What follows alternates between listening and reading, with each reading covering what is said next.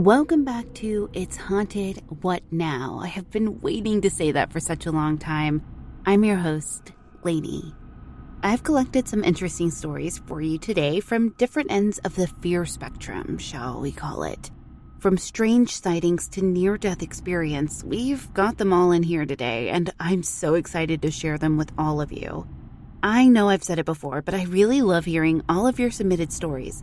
No two are ever the same, and no experience is ever repeated. It just goes to show how much there is out there in the world, and how much we'll never really know the truth about. Okay, ready to get spooked?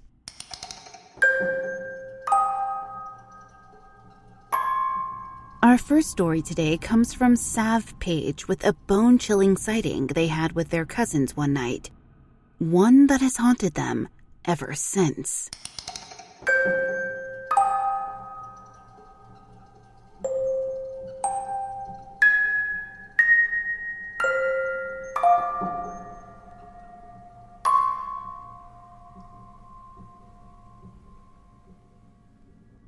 It started a few years ago. My two cousins and I were sitting out in my car, listening to music and messing around as teenagers do. We were out there because everyone else in the house was asleep since it was around 1 a.m. We'd do this all the time, and it was going normally until around 2:30 a.m. My cousin in the backseat, I'll call her Grace, suddenly sat up, looking scared, and asked if we'd heard something. My other cousin Sam thought Grace was just messing with us to scare us. A few seconds later, though, we heard it. The sounds of what seemed to be someone hitting the backside of my car. We thought it might be her younger siblings messing with us, so we tried to look and see if we could see them. But after every bang, we'd look and see nothing. That side of the car was facing the opposite side of the house, looking out towards a ditch and then an open field. While Grace and I were looking out towards the field, I saw a tall, white figure run in an odd manner on the other side of the ditch. I thought maybe I'd been seeing things, until Grace asked if I'd seen it too, which scared me to death. We told Sam what we'd seen, all while still trying to look around for the source of the banging. We kept hearing the thumps like something was hitting the car. Suddenly, Sam, out of nowhere, asked, "Do you see that?" She sounded terrified. We looked to where she was pointing, and it looked like a white figure was crouched there, just looking at us. Absolutely terrified now, we all threw our blankets up over our heads and just sat there, waiting. Everyone was too scared to look, so I ended up being the one to do it.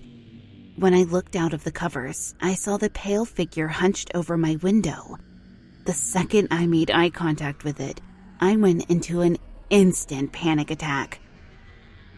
My cousin bolted out of the car to go get her dad as I screamed. Her dad came and carried me inside, and once I calmed down, I noticed that my back was stinging. My uncle looked, and I had a claw mark from my top right shoulder to my bottom left hip. Since that day, things have changed. At my new apartment that I lived in with my boyfriend, I had an incident where I went to leave the room to take a shower, and when I opened the door, my usually quiet cat screamed, bolting for my door and racing under the bed.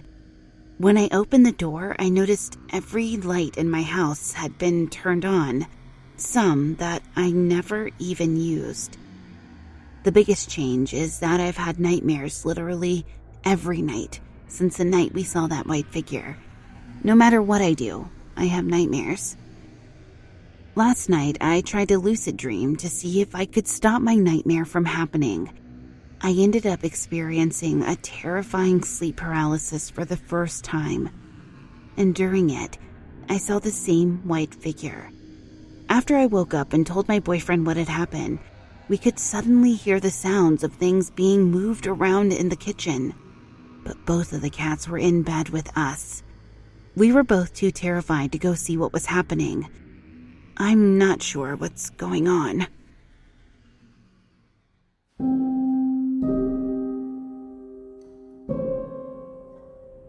Okay, I'm not gonna lie. I absolutely got chills literally right now, goosebumps on my arms.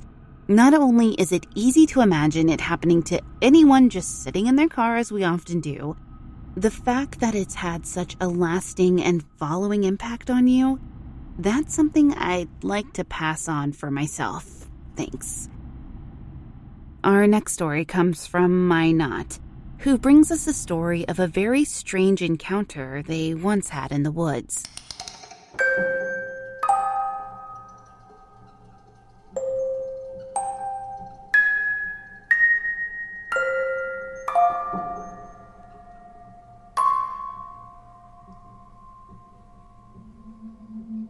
When I was 10, I had an encounter that I've never been able to explain. I was wandering through my backwoods on St. Patrick's Day. By that age, I was well aware that leprechauns weren't real, so I wasn't looking for anything so much as killing some time. There weren't any neighbors behind our house, just woods. I knew the woods very well and was extremely comfortable spending my days wandering around them like this. At one point, I stopped walking for a bit and was just looking around when I heard some sticks break. I looked over thinking I was about to see a deer, when all of a sudden, out walked a 7-foot-tall leprechaun with orange hair. It didn't have a mask on or anything like that. Just a huge man, dressed as a leprechaun in the middle of the woods with orange hair and a beard. He didn't see me and I totally froze. I watched him walk for maybe 10 to 15 seconds. The only thing I can remember thinking was, I can't do anything. I was frozen to the spot, but somehow managed to yell out to him. The leprechaun stopped in his tracks and turned his head to look at me, giving me a strange sort of grin. I lost all courage at that point, turning around and running away faster than I ever had in my life. I have no clue if he gave chase or not, but in my mind it felt like he was right behind me, so I never slowed or looked back. This experience has driven me nuts ever since it happened, because I just don't know how to explain it. Nobody knew where I was going, so it couldn't have been a setup. I've asked my parents and they both say they didn't have anything to do with it, and they thought I just made it up as a kid. Thinking about it now as an adult, my best guess is that I saw something strange that day, and my brain just wasn't able to process it, so my mind turned it into something that I could understand. Since it was St. Patrick's Day, I ended up seeing a leprechaun. I honestly have no idea though, and it has stuck with me for years. I've never seen anything paranormal or whatever you want to call it since then. I've always hated the fact that in a world where people see ghosts, UFOs, and Bigfoot, I had to see the most ridiculous thing possible.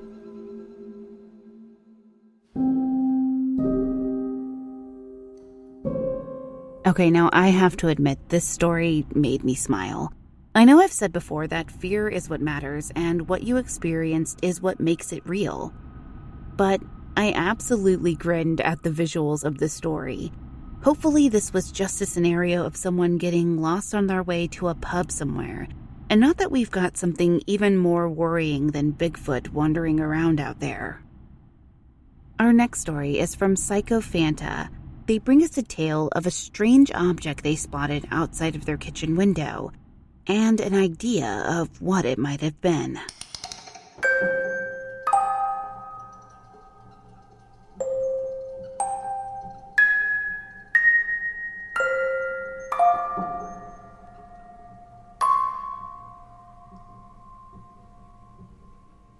Last night, I was standing in my kitchen doing the dishes around 3 a.m., as you do.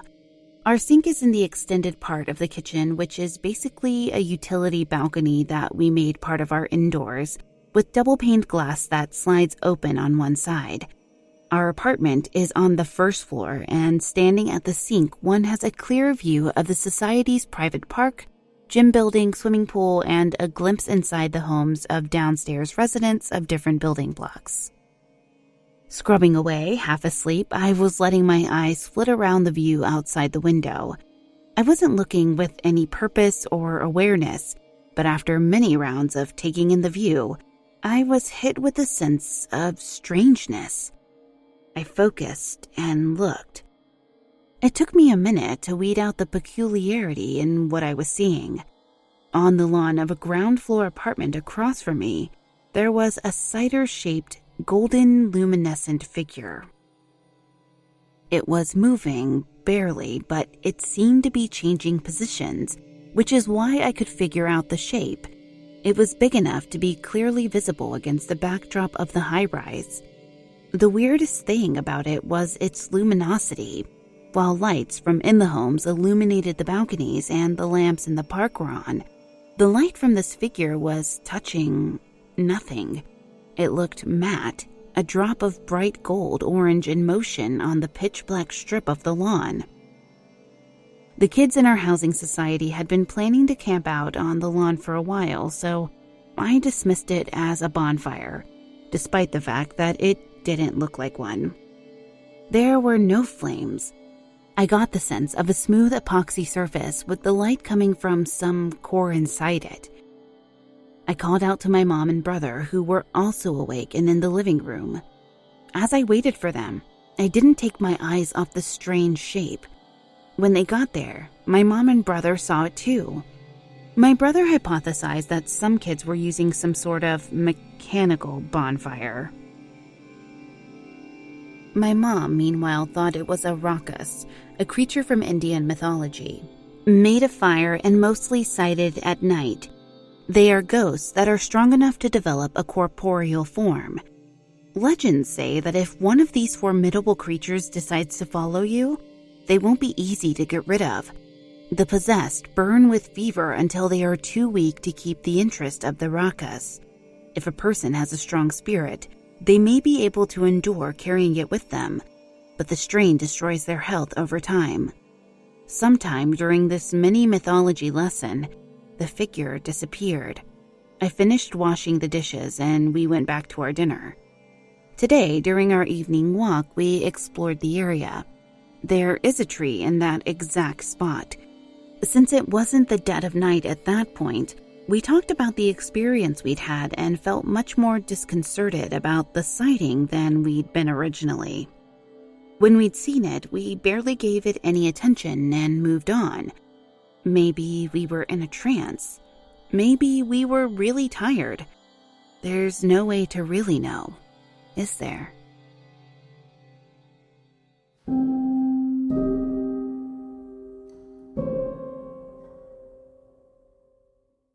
This episode is brought to you by Posh Peanut. It has quickly become my favorite clothing brand for my little girl, Tilden. And now I have the opportunity to offer every listener that signs up 10% off their first order. All you have to do is click the link in the show notes, then enter code TILLY at checkout. That's TILLY. When you place your first order and have your little one in their cute Posh Peanut outfit, be sure to use the hashtag PoshPeanut and tag me, True Crime Fan Club Pod, so I can see how cute your little one looks in their new Posh Peanut. Once again, click the link in my bio and enter code TILLY, that's TILLY, at checkout to get 10% off your first order.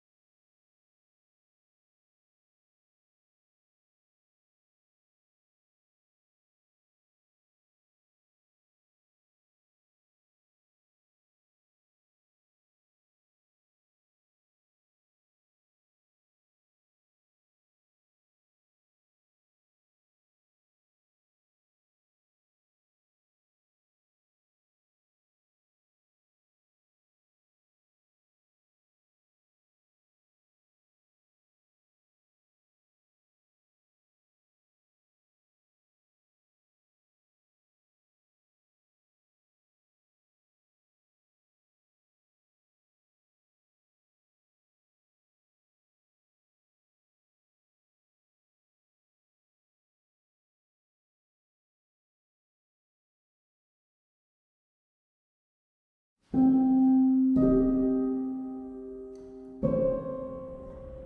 love that through reading these stories, I get to learn about new lore and legends that I might not have otherwise been aware of. Ruckas or Rakkas are something that I'd personally never heard of before, but I'm definitely going to look into them now. Since you weren't the only one to see this strange thing, it leads me to believe that it was definitely there and definitely very strange. Our next story comes from Childofthefeywilds, with a terrifying recollection of a recurring nightmare they experienced when they were a teenager.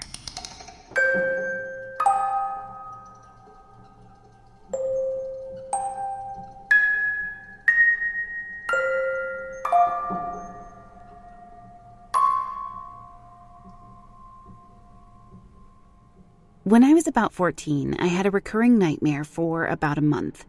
The worst of these nightmares occurred while my mom was away on a business trip.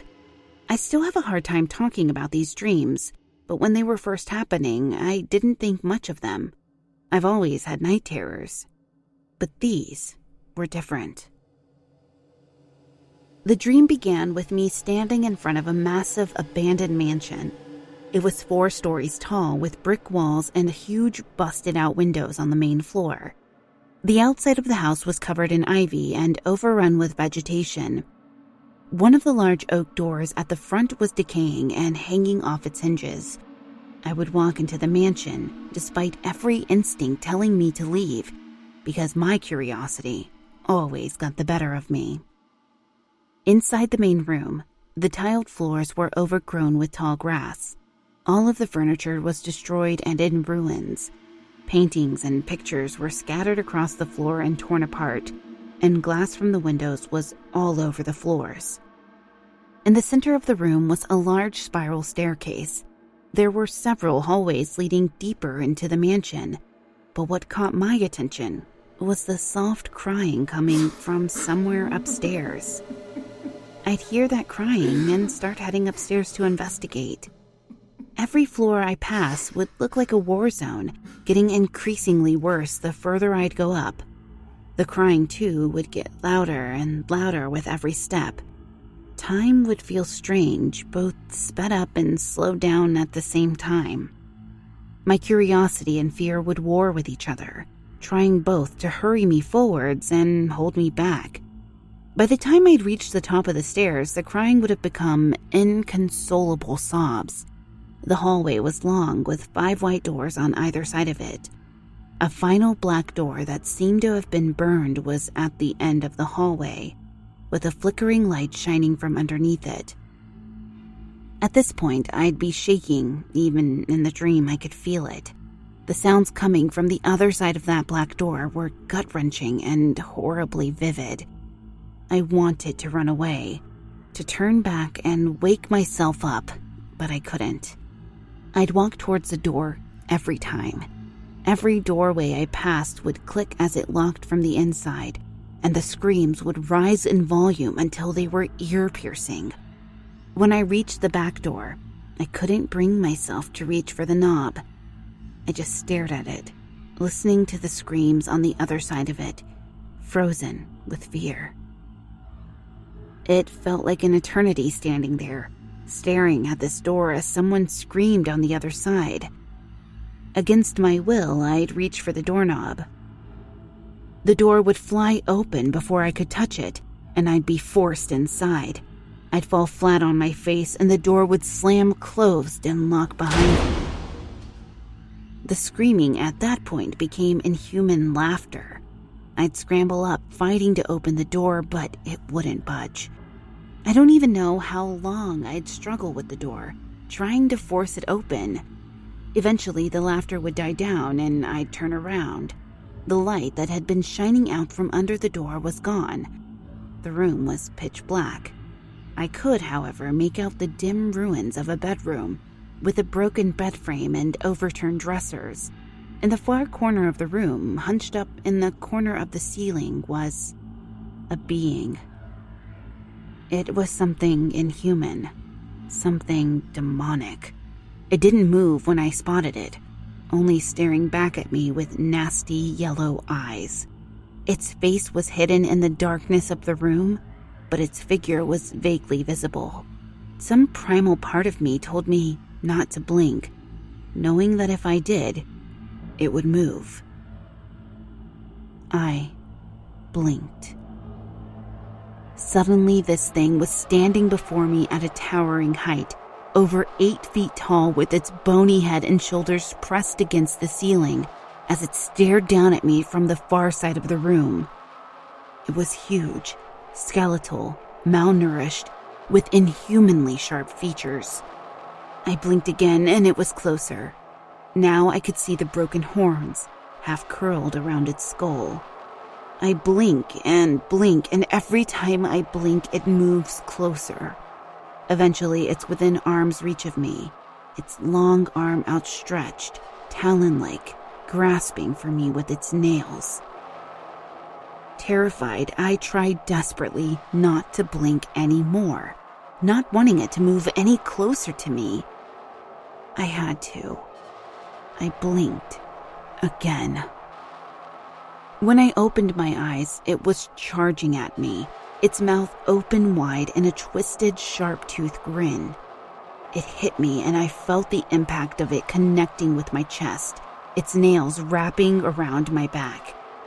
And then I'd wake up, screaming and crying on my bedroom floor, having the worst panic attack I've ever experienced. The following morning, after having that dream, after several long hours of staring up at my bedroom ceiling, waiting for the sun to rise, I went to the bathroom to shower.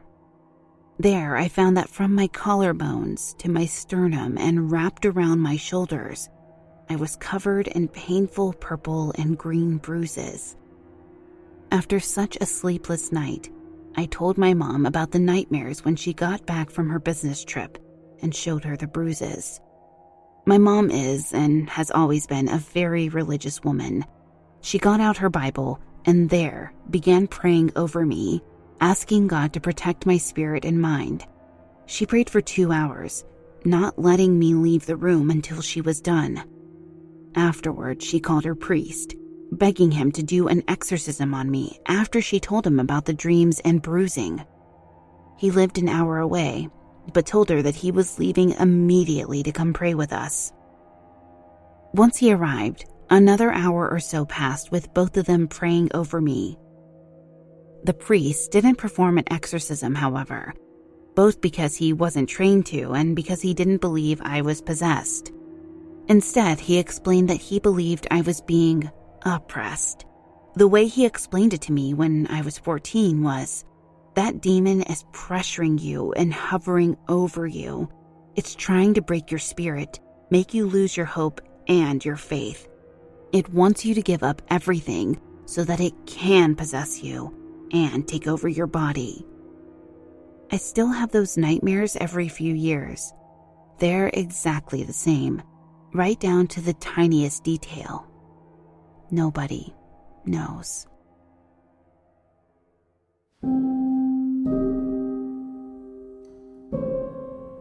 I have to say, this story really got to me. From the vivid details of your dream to the physical marks it left, to the chilling conclusion of having to call in a priest to bless the house and you. This sounds like you could have a horror movie all your own. And to still to this day have it lingering over you, knowing what that priest told you, I definitely got shivers. And to be honest, I might be sleeping with one eye open tonight and super close to my husband. Our final story today comes from an anonymous source. They tell us of a near-death experience and the unexpected results that came from it. Content warning. The following story contains references to long-term illness, self-harm, and suicide. Listener discretion is advised.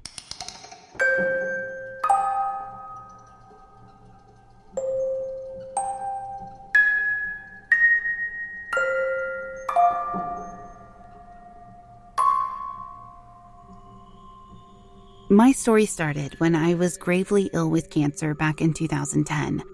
I thought I was going to die. My cancer was very rare for how young I was, just 30 years old when this all started. Like anyone so seriously ill without the knowledge or experience of what to do in such a case, I fell into the same sort of routine as anyone with a life-threatening ailment. I sought out the meaning of my own existence, with the question of why me playing over and over again in my head. I went between several different religions and teachings about the meaning of life, trying to find answers as to why I'd been chosen to endure such hardship. I came across Buddhism, and the practices within it seemed to help get me through until my surgery was complete. From there, I decided that I was experienced enough with the ways of the universe, and to take it upon myself to not accept any more treatment. As I started to heal and recover from surgery, my life was changed forever. In hindsight, I should have chosen the treatment over surgery. If I had, I might have saved myself the intense pain and depression that I endured following my recovery process. In the end, the pain and the depression was too much, to the point where I no longer wanted to live. I didn't see myself fit for anything anymore, and I ended up taking a bunch of pills from different prescriptions I'd had over time. I died for nearly 6 minutes. My heart stopped, I stopped breathing, and I turned a delicate shade of blue before my wife at the time found me. She immediately called for the paramedics to revive me, but it took them another 10 minutes to get to the door while she attempted to perform CPR. Then is where the paranormal side of the story comes in. At that moment, in those 6 minutes when I was dead, I crossed over into purgatory. I was in the afterlife, and it was the most beautiful and frightening moment I've ever experienced. Purgatory looked like the city I lived in, and instead of my current neighborhood, it was the area I'd lived in when I was a child. It was dark there, and everything seemed smudged and smoky. I could hear people talking and whispering everywhere, but couldn't find a trace of where anyone might be, or where the voices were coming from. I walked that place for what felt like hours or days, and I couldn't find anybody or anything that could explain why I was there. I'd almost forgotten the whole reason why I'd ended up there in the first place. Walking down one of the streets, I suddenly felt an incredible chest pain and started having breathing issues. In an instant, I was sucked back into reality. They'd used the paddles on my chest to restart my heart, and let me tell you, it hurt. It was like being stabbed with 1,000 needles all at once. Over the next couple of months, as I recovered, something had changed about me. Suddenly, I could see things that I never thought possible. I could see and hear the dead. I could interact with them on an almost daily basis. This scared me at the time because they knew that I was aware of them, and so they never left me alone. The worst part of this whole process of being alive again is that I gained a second skill that I'd always brushed off as being made up by scam artists. I can now see people's past lives. Yes, you heard that right. Past life regression was now on the table and in full swing with me. At one point, I had to wear gloves everywhere because every time I touched someone, I'd get flashes of their past lives. At this point, I've seen at least 6 of my deceased immediate family members and countless others that I'd rather not see again because they were very unpleasant during their lives, and they're still repeating those same unpleasantries in the afterlife.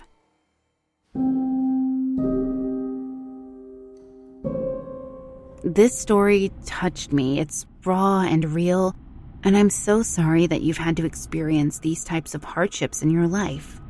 I'm grateful, however, that you were willing to reach out with your story. The phenomenon that follows you now through your life is definitely unusual, to be sure. And I hope that eventually you're able to control this, what some people consider to be a gift. Well, that does it for this episode.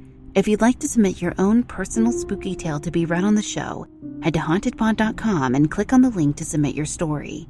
You can also email me at hauntedpod@gmail.com. Thank you for listening. If you enjoyed this episode, please leave a positive review on Apple Podcast or your podcast player of choice. It really does help. You can find us on Twitter at podcast_haunted, Instagram at It's Haunted What Now, or at hauntedpod.com. Production assistance provided by Aaliyah and Rebecca Lopez. Writing assistance by Meg Williams. The official composer for the show is Neeks at We Talk of Dreams. Check him out on Twitter at We Talk of Dreams or wetalkofdreams.com. Audio engineering provided by Ches at Gray Multimedia. Until next time. Did you hear that?